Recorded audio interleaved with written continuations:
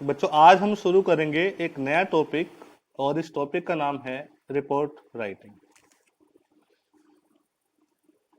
इस report writing में हम 5 बातों को जानेंगे। पहला है कि रिपोर्ट राइटिंग होती क्या है। दूसरी बात, कौन कौन सी बातें जरूरी हैं जो हमें एक रिपोर्ट लिखते समय याद रखनी चाहिए। तीसरी बात, हम जानेंगे कि रिपोर्ट स्कीम जब एग्जाम में आती है तो उसकी मार्किंग स्कीम क्या होती है, उसमें कौन सा पॉइंट कितने मार्क्स का होता है। ठीक है।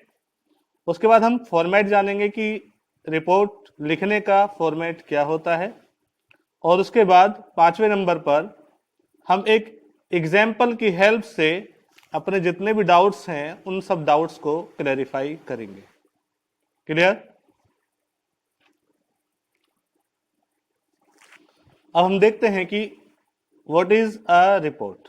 रिपोर्ट होती क्या है। भाई हम पढ़ रहे हैं कि रिपोर्ट राइटिंग है, रिपोर्ट राइटिंग होती क्या है ये समझ लेते हैं, क्योंकि डेफिनेशन अगर हमें क्लियर हो गई तो हमें कॉन्सेप्ट का 50% पार्ट क्लियर हो जाता है। तो रिपोर्ट क्या होती है।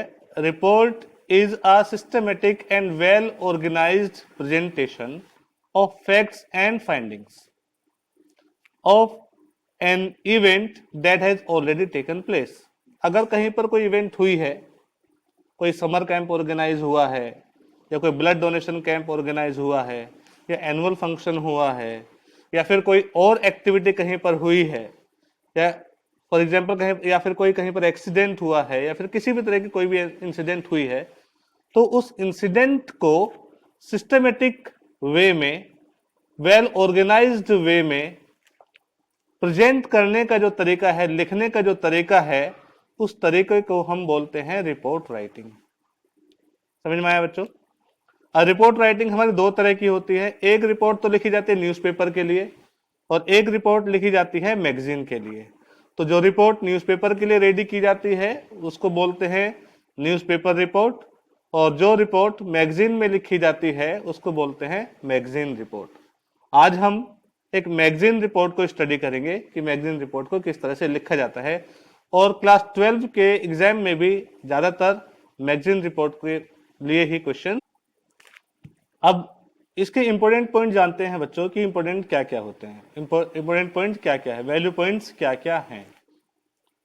तो ये कुछ पॉइंट्स हैं जिनको हमें एक रिपोर्ट लिखते समय हमेशा याद रखना है। पहला जो पॉइंट है वो है it should answer the question what, where and when.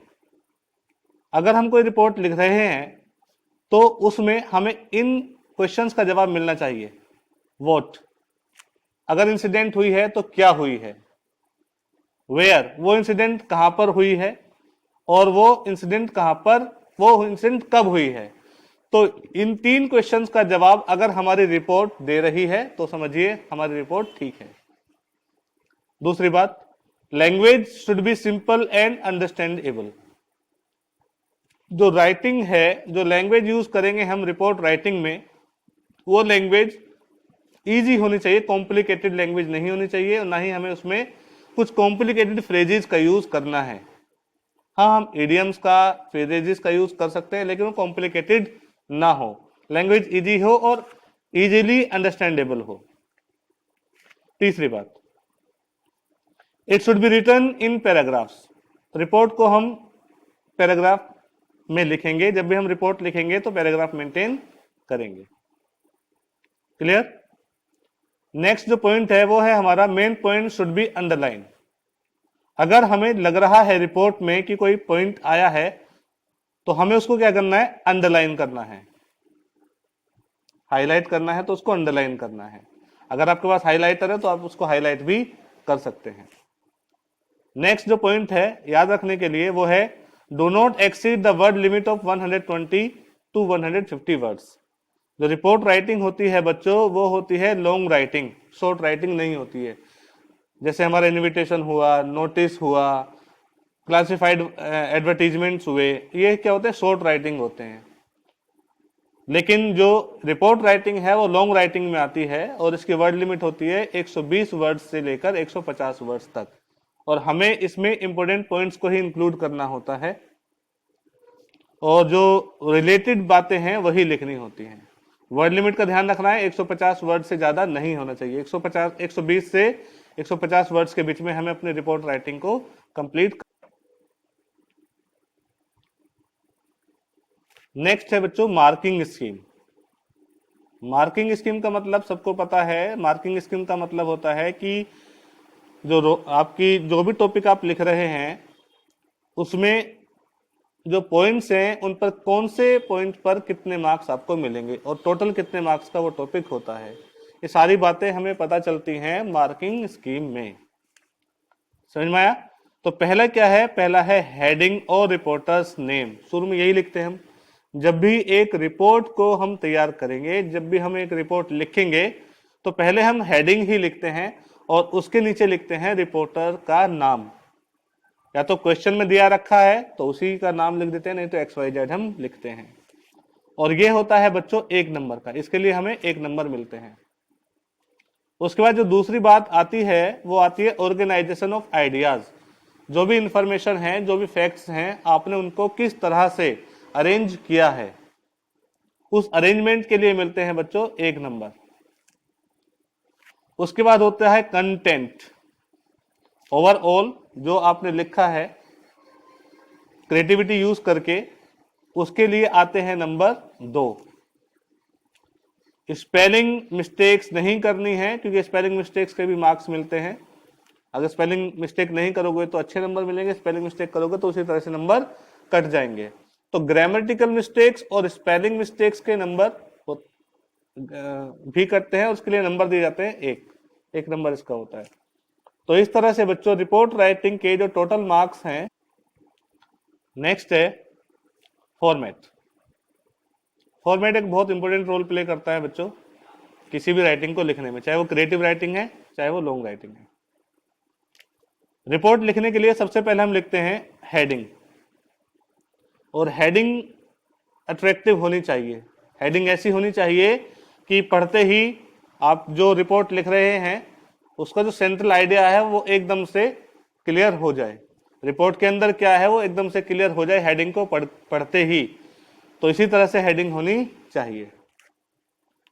By line. By line का मतलब नीचे डैश लगाकर हम रिपोर्टर का नाम लिखते हैं बच्चों, उसको बोलते हैं बाय लाइन। तो वो भी इंक्लूड करना जरूरी होता है। ये आपको क्वेश्चन में दिया भी जा सकता है और नहीं भी। फिर है ओपनिंग पैराग्राफ। ओपनिंग पैराग्राफ बच्चों जो भी आपने हेडिंग दी है उससे रिलेटेड ही होना चाहिए। कहीं ना कहीं हेडिंग का जो नाम है, जो हेडिंग है, वो आपके ओपनिंग पैराग्राफ में आनी चाहिए। आती है तो इट्स वेल एंड गुड, और नहीं आती है तो ज़्यादा घबराने वाली बात नहीं है।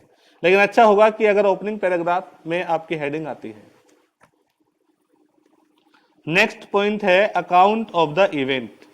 जो भी आपको क्वेश्चन दिया हुआ है उसमें आपने जो फैक्ट्स हैं उनको किस तरह से अरेंज किया है, उस अरेंजमेंट के वो अरेंजमेंट आता है ओपनिंग पैराग्राफ के बाद में। इसको हम बोलते हैं मेन पैराग्राफ। क्लियर? लास्ट में आता है बच्चों कंक्लूजन। ये भी एक पैराग्राफ ही होता है। तो इसमें हम कंक्लूड करते हैं अपनी राइटिंग को। जो राइटिंग का पूरा सार है वो हम कंक्लूजन में लिखते हैं। अब देखते हैं एग्जाम्पल। अब एक एग्जाम्पल की हेल्प से हम हमारे जो डाउट्स हैं, अभी तक हमने फॉर्मेट पढ़ लिया, की पॉइंट्स पढ़ लिया, डेफिनेशन पढ़ ली, और हमने ये भी पढ़ लिया कि कब नंबर, मार्किंग स्कीम पढ़ ली, किस टॉपिक पर कितने नंबर मिलते हैं, कहाँ पर गलती हमें नहीं करनी चाहिए, क्या क्या बातें जरूरी हैं, वो सब हमने पढ़ लिया। अब लेकिन अभी भी हमारे दिमाग में कुछ ना कुछ डाउट्स होंगे, आपके दिमाग में अभी भी कुछ ना कुछ डाउट्स होंगे। तो उन डाउट्स को क्लियर करने के लिए एक एग्जाम्पल की हेल्प लेते हैं। एग्जाम्पल है कि यू आर करण और Kirti of L M memorial public school, Dwarka. Dwarka में एक स्कूल है, स्कूल का नाम है एलएम मेमोरियल पब्लिक स्कूल। आप उस स्कूल में पढ़ते हैं और आपका नाम करण है या फिर कीर्ति है। If you are a boy then your name is Karan, if you are a girl your name is Kirti. Your school has adopted a village as a social responsibility. अब आपके स्कूल ने एक विलेज को अडॉप्ट किया है एक सोशल रेस्पॉन्सिबिलिटी मानते हुए कि उन्हें उस विलेज में क्या करने हैं, इम्प्रूवमेंट्स करने हैं। तो इस तरह से जो लाइफ स्टाइल है लोगों का वो सुधारना है, जो फंडामेंटल रिक्वायरमेंट्स होती हैं वो फुलफिल करनी है। तो उन सब चीज़ों के लिए आपके स्कूल ने एक विलेज को अडॉप्ट किया है। उनको लगता है कि ये उनकी सोशल रेस्पॉन्सिबिलिटी है। Students are being taken to teach the children of that village on a regular basis.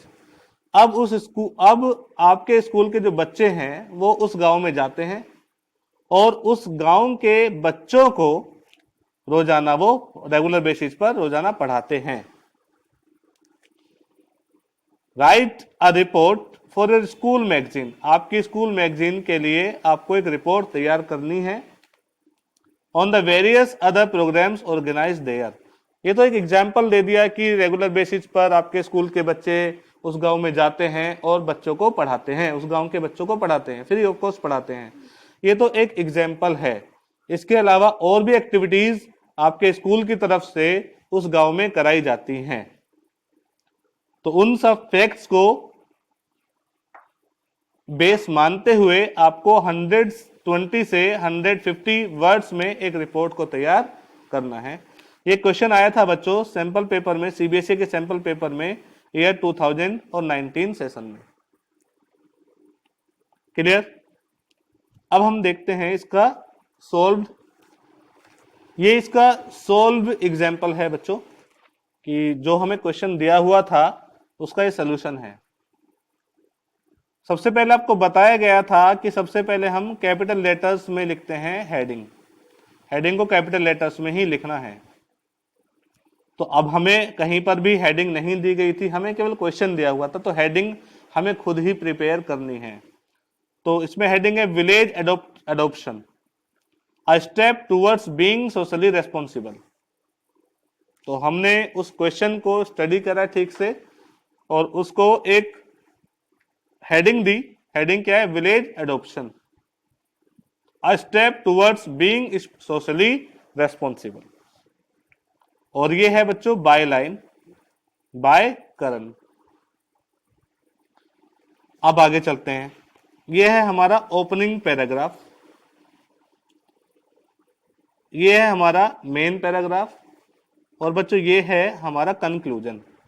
तो इस तरह से 3 पैराग्राफ में हमने अपनी रिपोर्ट को डिवाइड किया है। अब पढ़ते हैं इसको। On the occasion of world literacy day, LM memorial public school Dwarka has taken an oath to embrace the village named Rajpur.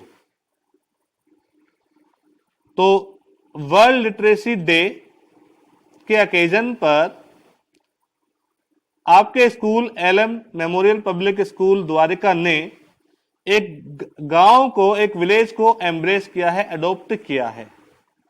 ये सब तो हमें दिया नहीं था रिपोर्ट में, तो हमने खुद ही प्रिपेयर किया है। The school has taken the responsibility of educating the people residing in the village.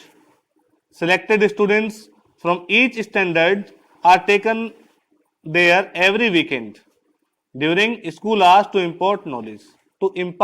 Sorry.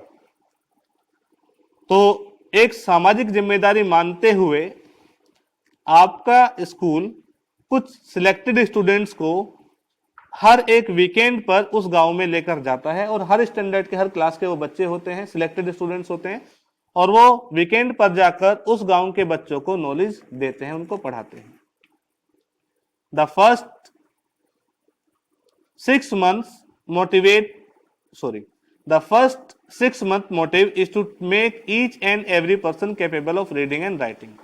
पहले 6 महीने का जो मोटिव था स्कूल का वो ये था कि गांव के बच्चों को वो रीडिंग और राइटिंग सिखा देंगे, लिखना और पढ़ना सिखा देंगे। Clear? Free books and stationery is being provided for quality education. अब जब वो बच्चे पढ़ रहे हैं तो उनको स्टेशनरी की भी जरूरत होगी, बुक्स की भी जरूरत होगी, रीडिंग करेंगे तो बुक्स और जो स्टेशनरी है वो फ्री ऑफ कॉस्ट गांव के इन बच्चों को प्रोवाइड की जाती है। Children are given time to spend with each other, play games and interact. अब जो बच्चे हैं गांव के, उनको मौका दिया जाता है, किस चीज का मौका दिया जाता है? एक दूसरे के साथ खेलने का, यानी कि जो एक्टिविटीज हैं उनको एक्टिविटीज भी कराई जाती हैं, नॉलेजेबल एक्टिविटीज कराई जाती हैं, और जो बच्चे हैं आपके स्कूल के वो उनको पढ़ाते भी हैं। और क्या क्या होता है देखते हैं।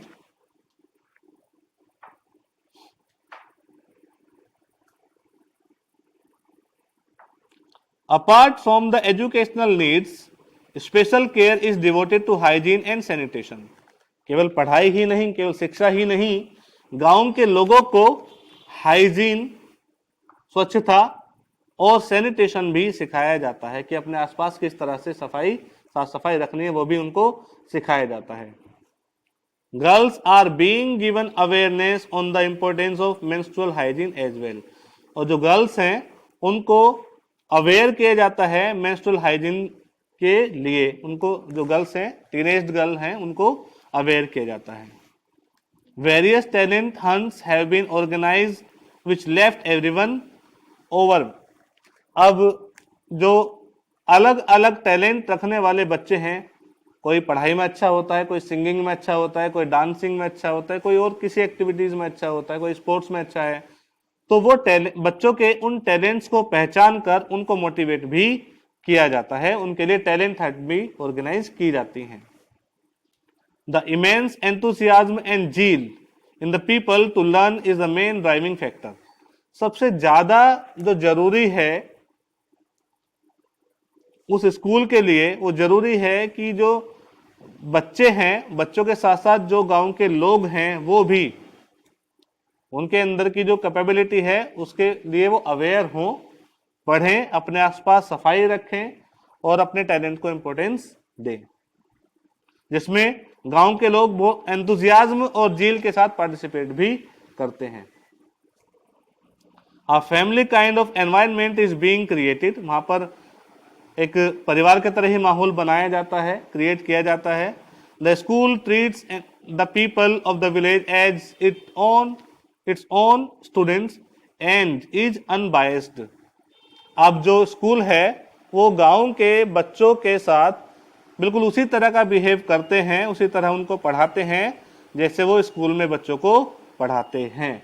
अब स्कूल में जो बच्चे पढ़ते हैं वो बच्चे कैसे होते हैं? वो बच्चे तो फी पे करते हैं, तो और गांव के बच्चों को वो फ्री में पढ़ाते हैं, तो ऐसा उनके साथ वो भेदभाव नहीं करते हैं कि ये बच्चे तो हमारे स्कूल में आके पढ़ते नहीं हैं, फीस पे नहीं करते हैं, तो ऐसा कुछ भी नहीं है। उन बच्चों को भी उसी तरह से ट्रीट किया जाता है जिस तरह से स्कूल के बच्चों को पढ़ाया जाता है। The school is making its students sensitive towards the need of the environment at a young age. और जो स्कूल है वो अपने स्कूल के बच्चों के साथ साथ उस गांव के बच्चों को भी उस यंग एज में, उस छोटी उम्र में ही एनवायरनमेंट के लिए अवेयर भी कराते हैं। It is committed towards raising the leaders of tomorrow. और उन्होंने कमिटमेंट की है कि वो इस तरह से क्या कर रहे हैं, आने वाले कल के लिए, भविष्य के लिए आज ही लीडर्स को प्रिपेयर कर रहे हैं। इस तरह से उन बच्चों को पढ़ाकर, उन बच्चों को मोटिवेट कर उन बच्चों के अंदर छिपे हुए टैलेंट को जानकर वो कल के लिए लीडर्स को प्रिपेयर कर रहे हैं। क्लियर? तो बच्चों ये था हमारा रिपोर्ट राइटिंग। अगर आपको वीडियो पसंद आई है तो आप इसको लाइक और सब्सक्राइब कर सकते हैं, ताकि जो आने वाली वीडियोस हैं उनका नोटिफिकेशन आप तक पहुंच सके। Thank you for